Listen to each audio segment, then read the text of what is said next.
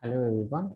I'm Professor Sarbuda Patil, Department of Computer Science and Engineering, BLDA CET, Vijaypura. So I welcome you all for this cloud computing lecture. So in today's class, I'll be covering the following contents. The contents are service compliance level agreements. We call it as a SLA. SLA. Next, the responsibility sharing between user and cloud service provider. Next, we'll see user security concerns and software licensing. So these are the content which I'm going to cover in the today's lecture. So as I told you, we are talking about service level agreement, that is SLA. So a service level agreement is a negotiated contract between two parties. The parties are the customer and the service provider. So the customer and the service provider are the two parties. There will be negotiation between these two. So this is what we call it as a service level agreement. So what happens?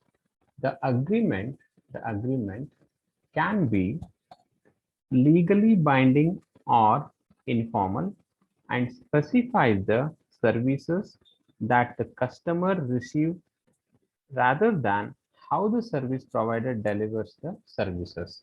So that is how the agreement works. So here the objective of the agreements are. So here some of the objectives are there. We'll see one by one. So these are the objectives of what? Agreement. So there is an agreement between whom? Agreement between customer and the service provider. So the first objective is identify and define customer needs. Okay, so first we need to identify what is the need of the customer and constraints including the level of resources. So what are the conditions? What are the constraints that includes the level of resources, security, timing, and quality of service. So this is the one of the objective of the agreement. The second objective is which provide a framework for understanding. That is, a critical aspect of this framework is a clear definition of classes of service and the cost. So it is also one of the parameter that comes in the agreement. We can consider the cost and the classes of service as a one of the objectives. So next we'll have simplify complex issues. So we need to simplify the complex issues, that is clarify the boundaries between the responsibilities of client and CSP, that is client service provider, in case of any failures that is going to take place. So this is also one of the objective. Next, we have the objective reduces areas of conflict. There should not be any conflict. We need to reduce the conflict in any business organization. Next, we have encourage dialogue in the event of disputes. There should not be any kind of disputes. We need to like have, this is also one of the objective, and eliminate unrealistic expectations. We need to eliminate such unrealistic expectations. This is also one of the objective of what? Agreement between customer and the service provider. So here I was talking about the some of the like SLA records a common understanding in several areas. So this SLA which have the some of the common understanding in several areas, like we have services, priorities, responsibilities, guarantees, and warranties. So these are the some of the what areas where we have common understanding. Next we have related to the agreement. Okay, so we are talking about the agreement. So agreement usually covers services to be delivered, performance, tracking and reporting, problem management, legal compliance, and resolution of disputes. We have just talked about that. Customer duties and responsibilities, security, handling of confidential information, and termination. So these all are which covers the agreement, that is service level in the service level agreement. So next we have, so before we move to the next, okay, I have some more information related to the service level agreement. The common metrics specified by this SLA is are service specific. As name indicates, okay, it is not manufacturing related, it is a service specific. So there are two well differentiated phases in SLA management. So what are those two main well established phases? The first is the negotiation of the contract and the monitoring of its fulfillment in real time. So here automated negotiation has three main components. So as I told you, there are main two phases. That is, one is negotiation of a contract and another one is monitoring of its fulfillment. Okay, so here the come to the negotiation. Automated negotiation has three main components. Automated negotiation has three main components. That is, the first one is the object negotiation. Then the second one is negotiation protocols. Then third one is decision models. The third one is decision models. So these three are what? The automated negotiation components. Okay, these all things which is related to the service level agreement. Hope you have understood this. Move on to the next concept, that is responsibility sharing between user and cloud service provider. So here we have the user cloud service cloud user in this part, and here service provider. Okay, so there are two sections are there.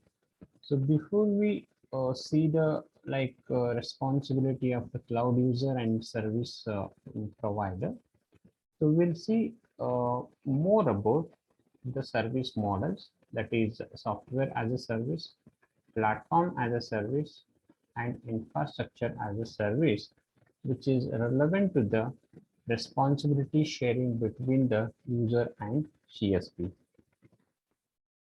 So here, there is no confusion about software as a service. The service provider supplies both the, I'm talking about this software as a service. The service provider supplies both the hardware and the application software.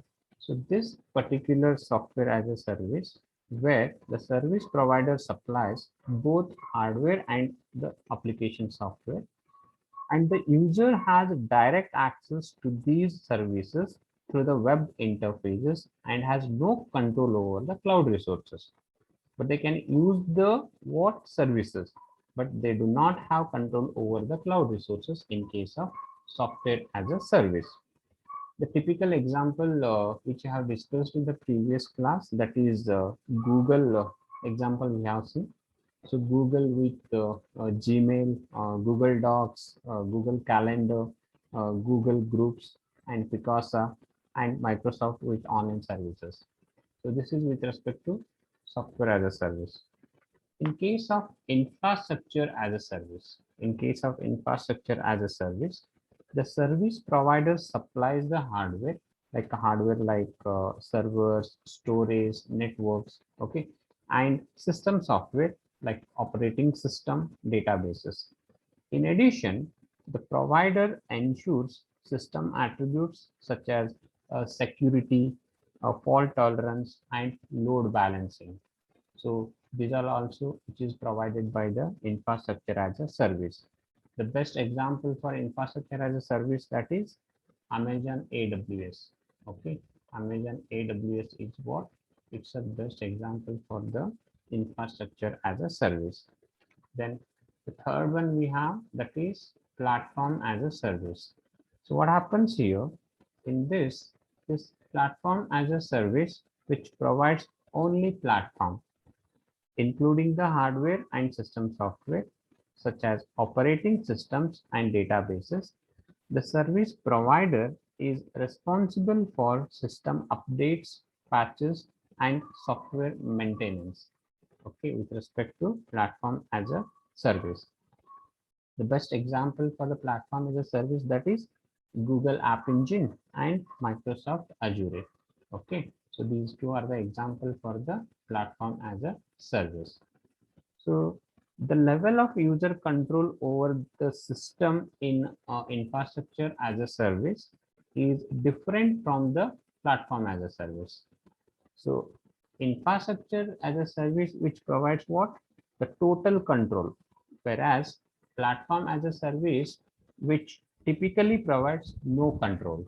Okay, so this is a difference. We can say that the difference between a software as a service, a platform as a service, and infrastructure as a service.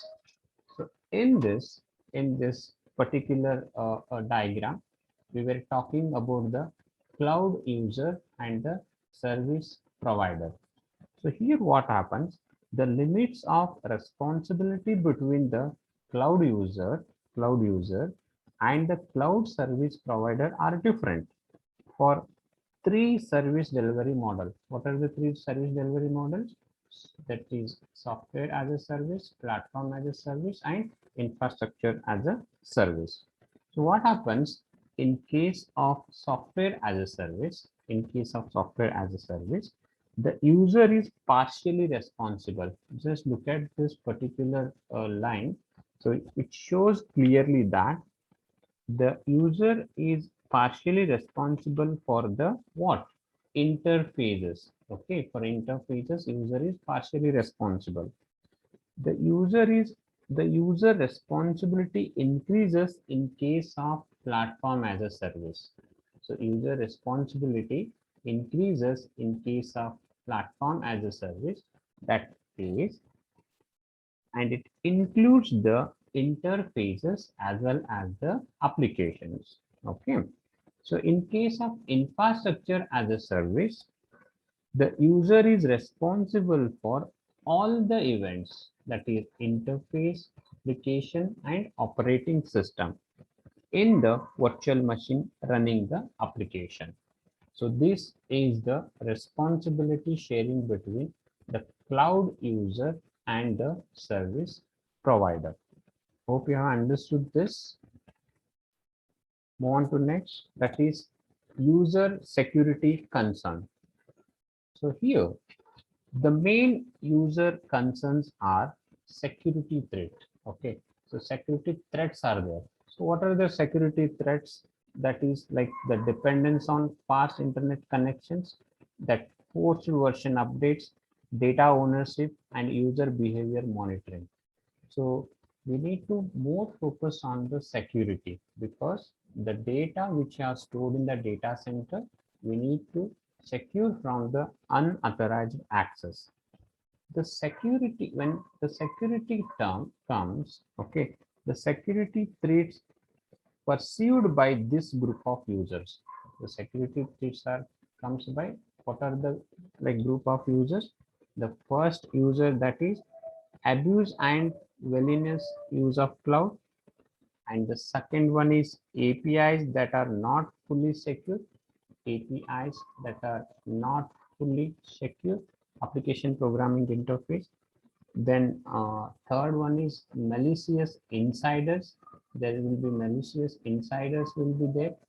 So from these people also we have threats. Then account hijacking, then data leaks, and issues related to the shared resources. So normally in public cloud, okay, we are going to share the resources. So because we share the resources, there is a less security in a public cloud. We have seen the types of the cloud in the previous session. What is private, what is public, and what is hybrid cloud. Okay, this we have discussed in the previous class. So we have like some of the broad set of concerns identified by the NIST working group on the cloud security includes, that is related to the security. potential loss of control or a ownership of data, and data integration, then privacy enforcement and data encryption. Data encryption and decryption, that is for the security purpose.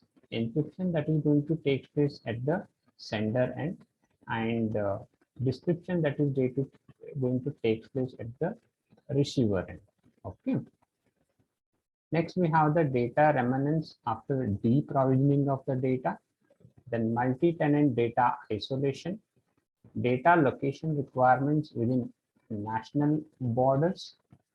Then we used to have the ISPs, okay, and gateways, okay.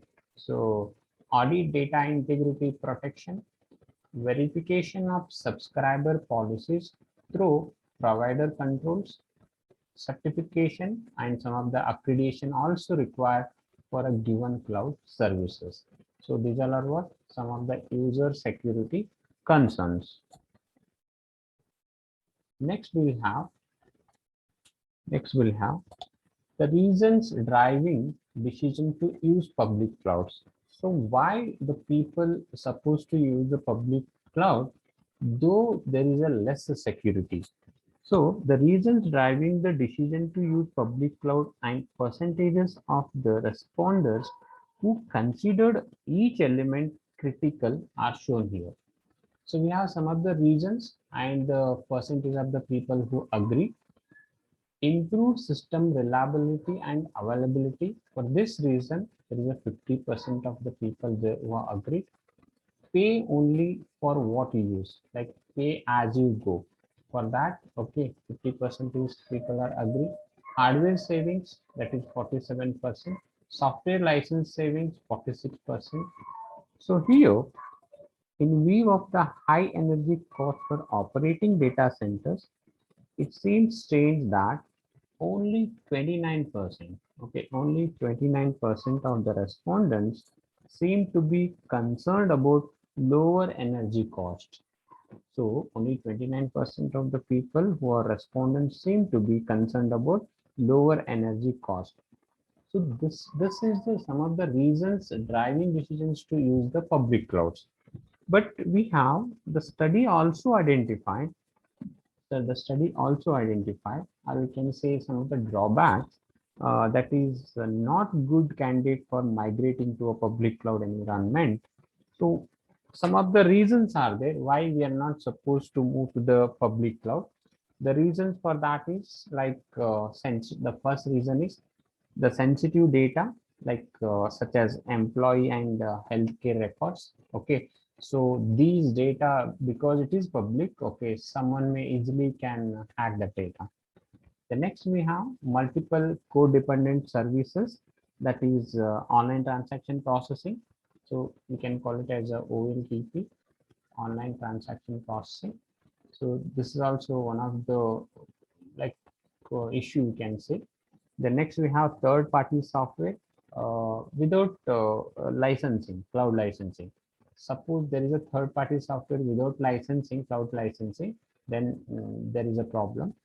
Next, we have a workloads, like workload requirement will be there. The workload requiring for the auditability, accountability, and requiring customization. Okay, so these are the some of the drawbacks where migrating to the public cloud.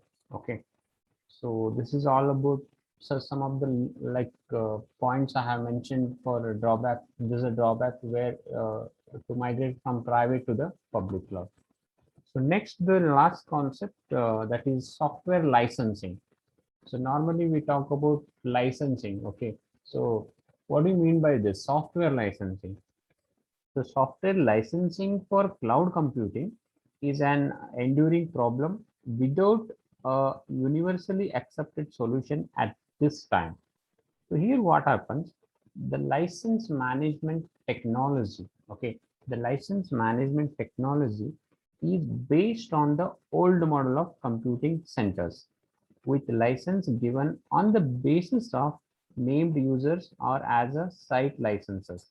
But what happens, this licensing technology